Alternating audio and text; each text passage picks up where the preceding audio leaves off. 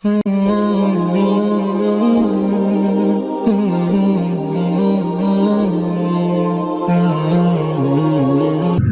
ونصلي ونسلم على رسوله الكريم اما بعد فاعوذ بالله من الشیطان الرجیم بسم اللہ الرحمن الرحیم الم تر الى الذین اوتوا نصیبا من الکتاب، کیا آپ نے ان لوگوں کی طرف نہیں دیکھا جنہیں کتاب کا کچھ حصہ دیا گیا ہے؟ یؤمنون بالجبت والطاغوت، وہ بتوں پر اور شیطان پر بھی ایمان رکھتے ہیں۔ وَيَقُولُونَ لِلَّذِينَ كَفَرُوا، اور وہ کافروں سے کہتے ہیں هَؤُلَاءِ أَهْدَىٰ مِنَ الَّذِينَ آمَنُوا سَبِيلًا، یہ مشرک لوگ ایمان والوں سے زیادہ سیدھی راہ پر ہیں۔ أُولَٰئِكَ الَّذِينَ لَعَنَهُمُ اللَّهُ، یہی وہ لوگ ہیں جن پر اللہ نے لعنت کی ہے۔ وَمَن يَلْعَنِ اللَّهُ فَلَن تَجِدَ لَهُ نَصِيرًا، جس پر اللہ لعنت کر دے اس کا کوئی مددگار نہیں۔ أَمْ لَهُمْ نَصِيبٌ مِّنَ الْمُلْكِ، کیا ان کے پاس بادشاہت کا کچھ حصہ ہے؟ فَإِذًا لَّا يُؤْتُونَ النَّاسَ نَقِيرًا، پھر تو یہ لوگوں کو ایک تل کے برابر بھی نہیں دیں گے۔ ام یحسدون الناس علی ما آتاہم اللہ من فضلہ، یا یہ لوگوں پر حسد کر رہے ہیں اس بات کا جو اللہ نے ان کو اپنا فضل عطا کیا ہے۔ فقد آتینا آل ابراہیم الکتاب والحکمہ، ہم نے ابراہیم علیہ السلام کی اولاد کو کتاب اور دانائی عطا کی۔ وآتیناہم ملکا عظیما، اور ہم نے انہیں بہت بڑی بادشاہت دی۔ فمنہم من آمن بہ ومنہم من صد عنہ، ان میں سے کچھ ایمان لے آئے اس پر اور ان میں سے کچھ ایسے بھی ہیں جو راستے سے رکاوٹ بنے۔ وکفیٰ بجہنم سعیرا، ان کے لیے جہنم کی دہکتی ہوئی آگ کافی ہے۔ ان الذین کفروا بآیاتنا سوف نصلیہم نارا، یقیناً جن لوگوں نے انکار کیا ہے ان قریب ہم انہیں جہنم کی آگ میں ڈالیں گے۔ کلما نضجت جلودہم بدلناہم جلودا غیرہا، جب کبھی ان کی کھال جل جائے گی ہم اس کے علاوہ کھال تبدیل کر دیں گے۔ لیذوقوا العذاب، تاکہ وہ عذاب کا مزہ چکھتے رہیں۔ ان اللہ کان عزیزا حکیما، یقیناً اللہ غالب ہے، حکمت والا ہے۔ والذین آمنوا وعملوا الصالحات، جو لوگ ایمان لائے جنہوں نے اچھے اعمال کیے، سندخلہم جنات تجری من تحتها الانہار، ان قریب ہم انہیں ایسی بہشت میں داخل کریں گے جس کے نیچے سے نہریں جاری ہیں۔ خالدین فیہا ابدا، ہمیشہ اس میں رہیں گے۔ لہم فیہا ازواج مطہرہ، اس میں پاکیزہ بیویاں ہیں ان کے لیے۔ وندخلہم ظلا ظلیلا، اور گھنی چھاؤں میں ہم انہیں داخل کریں گے۔ ان اللہ یامرکم ان تؤدوا الامانات الی اہلہا، بے شک اللہ تمہیں حکم دیتا ہے کہ امانتیں امانت والوں کے سپرد کرو۔ وَإِذَا حَكَمْتُم بَيْنَ النَّاسِ أَن تَحْكُمُوا بِالْعَدْلِ، اور جب تمہیں لوگوں کے درمیان جج مقرر کیا جائے تو انصاف کے ساتھ فیصلہ کرو۔ ان اللہ نعم ما یعظکم بہ، یقیناً اللہ تمہیں بہت خوب نصیحت کر رہا ہے۔ ان اللہ کان سمیعا بصیرا، یقیناً اللہ سنتا ہے، دیکھتا ہے۔ یا ایھا الذین آمنوا اطیعوا اللہ واطیعوا الرسول واولی الامر منکم، اے ایمان والو اللہ کی، رسول کی اور جو تم میں سے حکمران ہوں ان کی پیروی کرو۔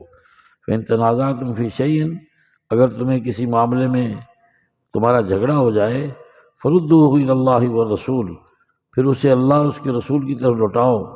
ان کنتم تؤمنون باللہ والیوم الآخر، اگر تم اللہ پر اور قیامت کے دن پر ایمان رکھتے ہو۔ ذالک خیر واحسن تاویلا، یہ بہت بہتر ہے اور انجام کے اعتبار سے بہت اچھا ہے۔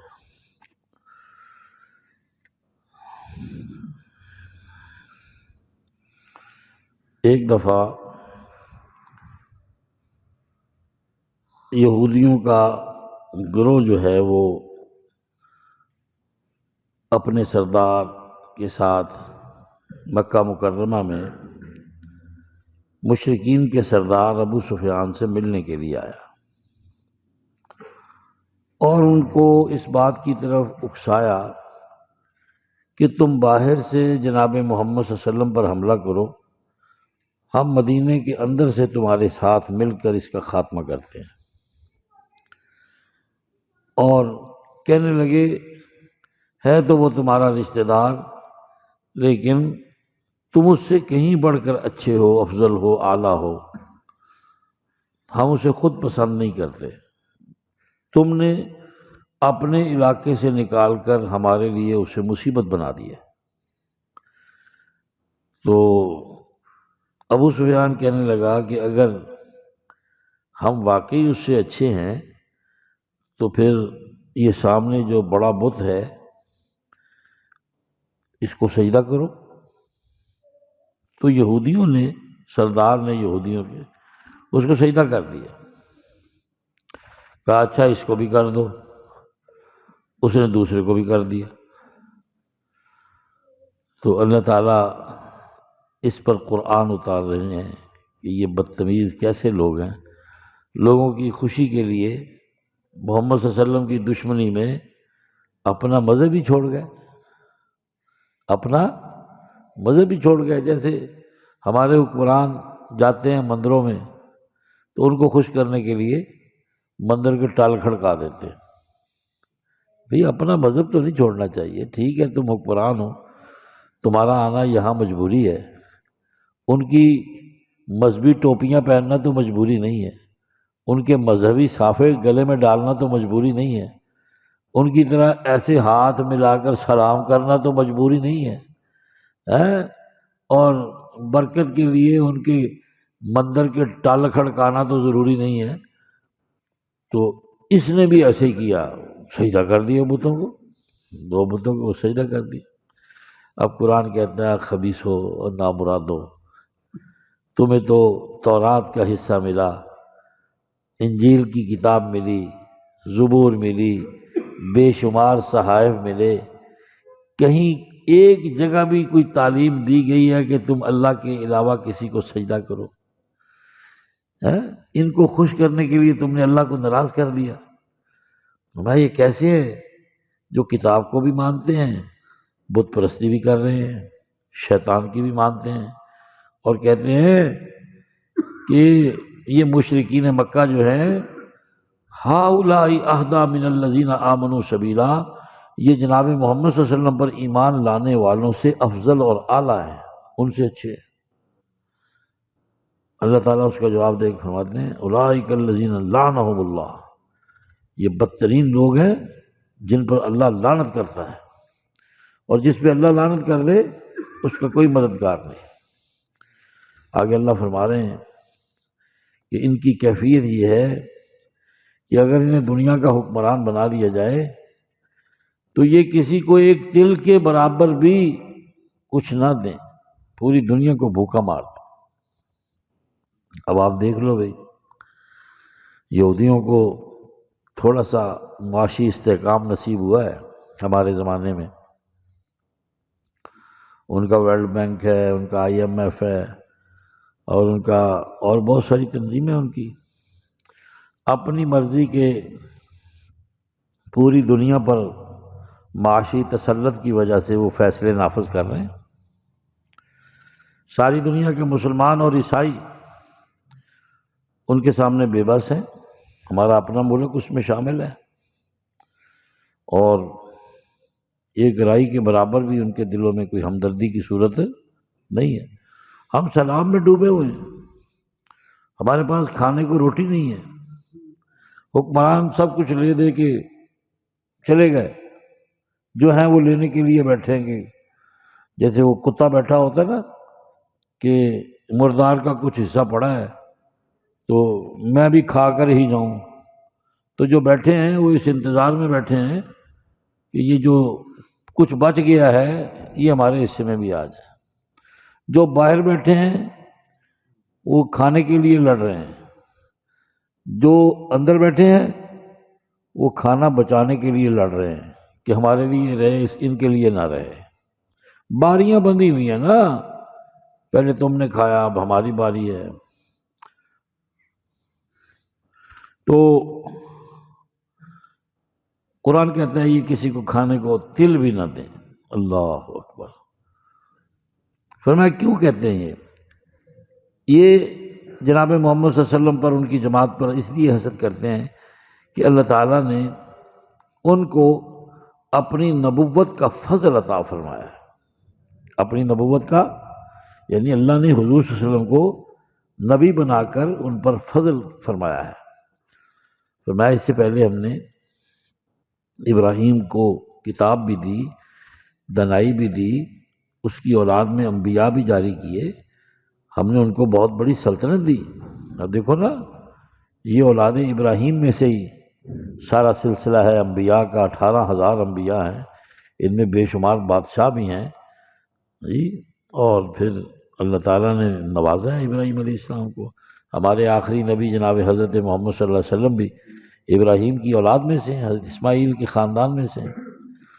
اب فرمایا یہودی بھی خاندان ابراہیم کا حصہ ہے، لیکن یہ اپنی نافرمانیوں کی بنیاد پر اور اپنی بدتمیزیوں کی بنیاد پر، کملی والے کے ساتھ اور ایمان والوں کے ساتھ حسد، بغض، عناد کی بنیاد پر ان کو اللہ نے رد دیا ہے اور ان پر لعنت کر دی ہے۔ اب یہ اسی آگ میں جلتے رہیں گے اور دوسروں کو اپنے ساتھ ملا کر امت مسلمہ کی تباہی اور بربادی کے منصوبے بناتے رہیں گے، لیکن تنہا اللہ ان کے ارادوں کو ناکام کرنے کے لیے کافی ہے۔ تو میں کچھ تو ان میں سے ایمان لے آئے ہیں، اللہ، جیسے حضرت عبداللہ ابن سلام یہودیوں کے بڑے عالم تھے، وہ حضور کی ذات پر ایمان لے آئے تھے۔ کچھ ان میں اسلام کے خلاف رکاوٹ بن رہے ہیں، جو اسلام اور نبی کے دشمن ہیں انہیں جہنم کی دہکتی ہوئی آگ کافی ہے۔ فرمایا کافروں کو ہم نے ہر قسم کی نشانیاں دکھائی ہیں، انہوں نے اپنی آنکھوں سے مصطفیٰ کریم کے معجزات دیکھے ہیں، قرآن کے اترنے کا معجزہ دیکھا ہے، قرآن کے کلام الہی ہونے کا معجزہ دیکھ رہے ہیں۔ ان قریب ان منکروں کو جنہوں نے ہمارے آیات کا، ہمارے نبی کا انکار کیا ہے، نصریہم نارا، جہنم میں ڈالیں گے، اور جب کبھی جہنم میں ان کی کھال جل جائے گی، جلوداً غیرہا بدلناہم جلوداً غیرہا، ہم اور کھال جو ہے وہ نئی ان کو عطا کر دیں گے تاکہ یہ عذاب کا سلسلہ چلتا رہے۔ اللہ غالب ہے، حکمت والا ہے۔ آگے ایمان والوں سے کہا جا رہا ہے کہ تمہیں ان سے ڈرنے کی ضرورت نہیں ہے، تم محمد صلی اللہ علیہ وسلم کی نسبت والے لوگ ہو، ایمان والے لوگ ہو، تمہارے لیے آخرت میں انعامات ہیں۔ جو ایمان لائے، اچھے عمل کیے، ہم ان کو ان قریب ایسی جنت میں داخل کریں گے جس کے نیچے سے شہد، دودھ، پاکیزہ شراب کی نہریں جاری ہیں، اس میں ہمیشہ رہیں گے، اور اس میں ان کے لیے پاک صاف بیویاں ہیں۔ سبحان اللہ، ہم ان کو گھنی چھاؤں والے جنت میں داخل کریں گے۔ آگے فرمایا جا رہا ہے مصطفیٰ کریم صلی اللہ علیہ وسلم، جب آپ کسی کے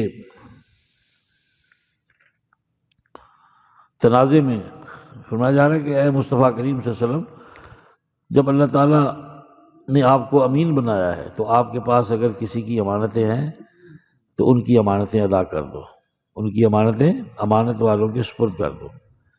اب دیکھو حضور صلی اللہ علیہ وسلم نے ہجرت کی ہے تو آپ کے پاس انہی دشمنوں کا سونا، چاندی اور بہت سامان تھا جو رکھتے تھے۔ ابو جہل کے پاس نہیں رکھتے تھے، حضور کے پاس رکھتے تھے۔ پورا مکہ حضور کو صادق اور امین کے لقب سے یاد کرتا تھا۔ امین کہتے ہی امانت دار کو جو کسی کی امانت کو ہڑپ نہ کرے، اور صادق کہتے ہی اس کو جس کی زبان کے کبھی جھوٹ نہ آئے، اتنا سچا ہو۔ سبحان اللہ العظیم۔ تو حضور نے حضرت علی کو اس رات اپنے بستر پہ جو سلایا ہے تو اسی لیے سلایا ہے نا کہ کوئی یہ نہ کہے کہ محمد جاتے ہوئے ہماری امانتیں مدینہ منورہ لے گیا۔ فرمایا یہ فلاں کی سونا ہے، فلاں کی چاندی ہے، فلاں کے پیسے ہیں، فلاں کی یہ قیمتی چیزیں ہیں، اس کو دے کر میرے علی میرے پیچھے چلے آنا، ہماری قباء میں ملاقات ہوگی۔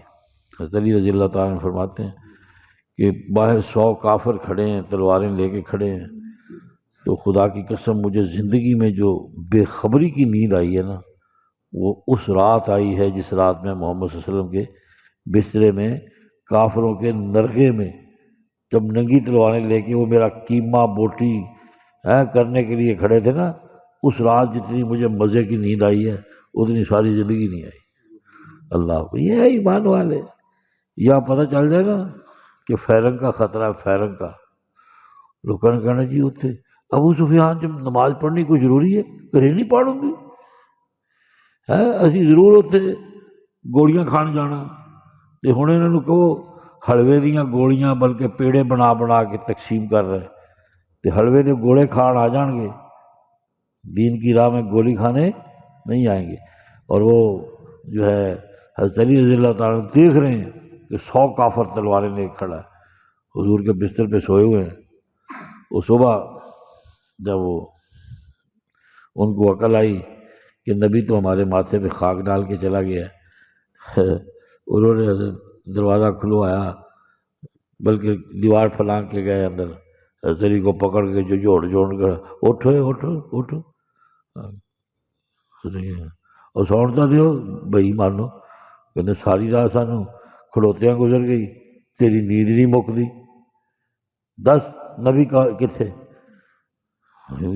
مجھے کیا خبر، میں تو رات کے پہلے حصے کا سیکٹری تھا، تو اب تو مجھے پتہ نہیں، جانے والا جانے یا لے جانے والا جانے، سبحان اللہ، جانے والا جانے یا علی نے کوئی ان سے نہیں ڈرے، چکو اپنا مال دفع ہو، خالی کرو گھر، نبی کا گھر خالی کرو، نکل جاؤ نیویں نیویں ہو کے، سب نے تلواریں ڈال لی، اپنا اپنا مال لیے چلے گئے۔ تو قرآن کہتا ہے نبی امانتیں دینے آیا ہے، تو رات والو تمہارے پاس اللہ کا یہ حکم امانت تھا کہ جب آخری نبی تمہارے پاس آئے تو اس کی ذات پر ایمان لانا ہے، وہ جو کتاب لائے اس کتاب پر ایمان لانا ہے، یہ امانت کی بات تھی تمہارے پاس، اور تم نے حضور کی برکت سے اس مدینہ منورہ میں اپنے گھر بنائے ہیں۔ شاہ طبہ نے تمہارے بڑوں کو اس لیے یہ سٹیٹ الاٹ کی تھی کہ یہاں آخری نبی نے آنا تھا اور تم اس کے استقبال کے لیے بٹھائے گئے تھے، اب جب وہ نبی آ گیا ہے تو تم اس کا انکار کرنے والے بن گئے ہو۔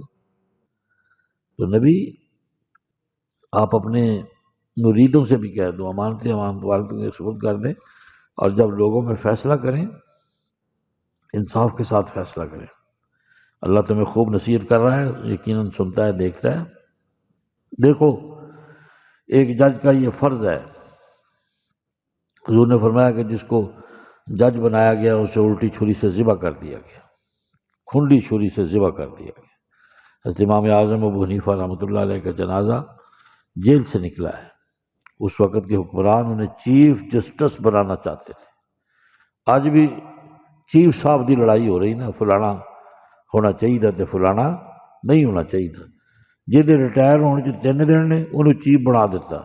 اب ہمارے اختیارات ہیں جی، ہم اس کو 3 سال زائد دے دیں گے، اس کو 3 سال، تے وہ پیچھے جڑا وہ تو پیچھے بیٹھا انہیں تہاڈا پیو ماریا، انہیں تہاڈا پیو ماریا کہ وہ 3 سال سروس سے تسی کھا جانے نے۔ پہلے اس کو 6 سال کے لیے چیف آف آرمی سٹاف بنایا، وہ اس عاصم کے 3 سال کھا گیا، اس کی 3 سال کی موجیں یہ رگڑ گیا۔ اب اس کو کہتے ہیں تجھے ہم ایکسٹینشن دیں گے۔ اندازہ کریں کہ جس کو اب چیف آف آرمی سٹاف بنایا جا رہا ہے نا، یہ حاضر سروس آرمی چیف سے 2 دن پہلے ریٹائر ہو رہا ہے۔ کتنے دن؟ 2 دن پہلے ریٹائر ہو رہا ہے، اور ریٹائر ہونے والے کو ایکسٹینشن دی جا رہی ہے کہ آپ اگلے 3 سال بھی آرمی چیف رہیں۔ بھائی سانو کچھ نہیں کہنا، سانو کچھ نہیں کہنا۔ اور اب جو پیچھے بیچارہ لائن میں لگ کے بیٹھا ہے، اس کے 3 سال ریٹائر ہونے والا کھا گیا، اور جو آ رہا ہے وہ جس نے اب آنا تھا 3 دن کے بعد، اصل میں 3 سال اس نے اس کے کھا لینے ہیں۔ تو اس لیے بھائی یہ بھی امانت میں خیانت ہے نا، یہ بھی کیا ہے، جس کا حق بنتا ہے اس کو نہ دینا، یہ امانت میں خیانت ہے۔ اور یہ فیصلے اس لیے ہوتے ہیں کہ اس میں عدل اور انصاف نہیں ہوتا۔ اگر عدل اور انصاف ہو، امام صاحب رحمۃ اللہ علیہ نے کہا تم اپنی مرضی کے فیصلے مجھ سے لوگے، میں تمہارا جج نہیں بن سکتا۔ مار مار کے، کوڑے مار مار کے بوڑھے شخص کو مارتے تھے، جب نہیں مانا تو پھر زہر ملا کے دے دیا، اور حضرت امام اعظم ابو حنیفہ رحمۃ اللہ علیہ کا جنازہ جیل سے نکلا ہے، اور جرم کیا تھا کہ یہ شخص چیف جسٹس آف عراق نہیں بننا چاہتا، نہیں بننا چاہتا۔ لوگ کہتے ہیں پیسے لے لو ہمیں بنا دو، وہ کہتے ہیں مجھے کچھ نہیں چاہیے، میں بننا ہی نہیں چاہتا۔ یہ بھی مسلمانوں کی ہسٹری ہے بھائی۔ تو میں ایمان والو، اللہ کی، اللہ کے رسول کی، اور جو شرعی حکمران ہوں، باغیوں کی نہیں، ان کی پیروی کرو۔ جب حضرت عمر رضی اللہ تعالیٰ عنہ حکمران بنے نا، تو ایک آدمی اٹھ کے کھڑا ہو گیا، کہنے لگا عمر سن لو میری بات، اللہ اور اس کے رسول کے نظام پہ ہمیں چلاؤ گے تو ہمارا کان بھی پکڑ کے کہو گے نا چلو تو ہم چلیں گے، اور اگر اللہ اور اس کے رسول کے مقابلے میں اپنی بات منواؤ گے، اپنے طریقے پہ چلاؤ گے، تو اس نے تلوار نکال کے کہا ہم عمر تمہیں اس تلوار سے سیدھا کر دیں گے، جب تو اللہ اور اس کے رسول کا بن کر چلے گا، چلائے گا، ہمیں کان سے بھی پکڑے گا تو غصہ نہیں کریں گے، اور اگر اپنی مرضی کے مطابق چلانا چاہے گا، تلوار نکال کے کہتے ہیں کہ اس تلوار سے عمر ہم تجھے سیدھا کر دیں گے۔ حضرت عمر رضی اللہ تعالیٰ عنہ رو پڑے، ممبر پہ بیٹھے تھے، کہنے کہ اللہ تیرا شکر ہے کہ تو نے مجھے ایسے لوگ عطا کیے ہیں جو مجھے سیدھا کرنا بھی جانتے ہیں، کہیں سے میں ہٹ جاؤں، بھٹک جاؤں تو مجھے سیدھا کرنے بھی جانتے ہیں۔ چنانچہ پھر ہوا ہے یہ معاملہ، ایک آدمی کھڑا ہو گیا، کہنے لگا عمر جتنا تیرا قد کاٹ ہے اس میں تو ایک چادر سے تیرا سوٹ نہیں بنتا، بتا دوسرا سوٹ کہاں سے آیا ہے؟ یا ان سے پوچھ لو یہ پجامہ کے پیسے کہاں سے آئے، اقامہ کے پیسے کہاں سے آئے، فلاں کی تھوڑی سی ڈیٹیل دے دو، ہے یہ گلے لگ جاتے ہیں۔ حضرت عمر رضی اللہ تعالیٰ عنہ سے سیدھا مسجد میں کھڑا ہو کے امیر المومنین سے پوچھ رہا ہے۔ امیر المومنین نے اپنے بیٹے عبداللہ سے کہا عبداللہ کھڑا ہو، اس کی بات کا جواب دو۔ اس نے کہا میرے باپ کو بھی ایک چادر ملی تھی، مجھے بھی ایک چادر دوسرے مسلمانوں کے طرح حصے میں میرے بھی آئی تھی، میرے باپ کا سوٹ نہیں بنتا تھا۔ میں نے کہا ابا تو امیر المومنین ہے، دنیا کے لوگ تجھ سے ملنے آتے ہیں، یار میری خیر ہے، میں نے چادر اس کو ہدیہ کر دی، اس کا بھی سوٹ بن گیا، میں نے اپنے باپ پر خیرات کر دی، اس کا سوٹ بن گیا۔ یار یہ بھی تو نیب کا جواب دے رہے ہیں نا، وہ نیب کا چیئرمین ہی اٹھ کے کھڑا ہوا تھا نا، جو کہتا دوسری چادر کتوں آئی ہے دس پینڈو بندہ ایتھے پوچھ کے تو ویکھو تسی سجے کان تے تھپڑ آئے گا تو ماما خان تو کون ہوتا پوچھنے والا۔ تو اسی طرح قومیں اسی طرح برباد ہوتی ہیں نا۔ پھر اگر تم میں کوئی جھگڑا ہو جائے تو آپس میں نہیں جھگڑو، بلکہ اس کا فیصلہ اللہ اور اس کے رسول کی طرف لے جاؤ۔ فردوا الی اللہ والرسول، دیکھو کہ اللہ کا کیا حکم ہے، اللہ کے نبی کا اس میں کیا حکم ہے۔ اگر تم اللہ پر، قیامت کے دن پر، مصطفیٰ پر ایمان رکھتے ہو تو یہ نہایت بہتر عمل ہے اور انجام کے اعتبار سے بہت اچھا ہے۔ ہمیں ہماری لڑائیوں کا فیصلہ نہیں ہو سکتا اگر ہم کرنا چاہیں، لیکن اللہ اور اس کے رسول کو اگر فیصل بنا لیں، اس میں جج تسلیم کر لیں، تو پھر فیصلہ کرنا کوئی مشکل نہیں ہے۔ دعا ہے کہ اللہ تعالیٰ ہمارے بھی عدالتوں کو نبی علیہ السلام صلی اللہ علیہ وسلم کی شریعت جو آپ لے کر آئے ہیں اس کے مطابق فیصلہ کرنے کی توفیق عطا کرے۔ یہ کیا ہے 20 سال دادے کا مقدمہ، پوتے لڑ رہے ہیں، لوگ سامنے گولیاں مارنے والے رہا ہو رہے ہیں، چھوڑا جا رہا ہے، بیوہ دہائی دے رہی ہے، اور لوگ مجبور ہو کے کہتے ہیں جی ہم نے قتل معاف کیا، نہیں تو یہ ہمیں معاف نہیں کرتے۔ آنکھوں سے ظلم دیکھ رہی ہے عدلیہ اور فیصلے دے رہی ہے، موجیں کر رہے ہیں، 4-4 5-5 لاکھ تنخواہیں ہیں، گاڑیاں ہیں، موجیں ہیں موجیں۔ ادھر جہنم کی بھی فوجیں ہیں، مرنے کی دیر ہے، یہ موجیں نکل جائیں گی ساری۔ تو اس لیے جو جتنا بڑا مختار بنایا جاتا ہے نا اتنا بڑا آزمائش میں ڈالا جا رہا ہے۔ تو ججز حضرات سے گزارش ہے کہ یہ خدا کے لیے اپنے منصب کا خیال کریں۔ بڑی دنیا جیلوں میں بے گناہ پڑی ہے، بڑا ظلم ہے، لوگ بے خوف و خطر قتل کر رہے ہیں، گولیاں مار رہے ہیں، انہیں پتہ ہے کہ ایسے جج بیٹھے ہیں جو کیس کو بریف بھی کر رہے ہیں اور ریٹائرنگ روم میں وہ بریف کیس بھی لے رہے ہیں۔ وہ بریف کیس بھی، یعنی عدالت میں بھی کیس بریف ہے اور ریٹائرنگ روم میں بھی بریف کیس ہے۔ کبھی بریف آگے ہو جاتا ہے، کیس پیچھے ہو جاتا ہے، کبھی کیس آگے ہو جاتا ہے، بریف پیچھے ہو جاتا ہے۔ اس سے ہٹتے نہیں ہیں، بڑے پکے ہیں۔